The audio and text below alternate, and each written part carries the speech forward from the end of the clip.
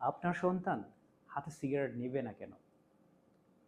আপনি নিজেই তো তাকে প্রথম শ্রেণীর নাগরিকের সুবিধা দিয়ে লালন পালন করছেন। আপনার ঘরের সিনিয়র মেম্বারদের সুবিধা কমিয়ে দিয়ে তার সুবিধা হাজার গুণ বাড়িয়ে দিয়েছেন। বর্তমান সময়ে দেখা যায় ঘরে রান্না করা সবচেয়ে বড় মাছের মাথাটা কিংবা দেশি মুরগির কলিজাটা আমরা আমাদের সন্তানদের খাওয়াতে পারলেই তৃপ্তি পাই। অথচ আমরা এভাবেই আমাদের সন্তানদের শিখিয়ে দিচ্ছি কিভাবে বড়দের চেয়ে বেশি সুবিধা নিতে হয়, কিভাবে বড়দের অসম্মান করতে হয়।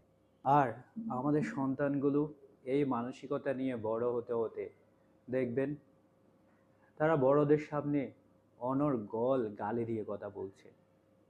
আর তাদের সিগারেট খাওয়া দেখলে আপনার মনে হবে এটি যেন তাদের মৌলিক অধিকার।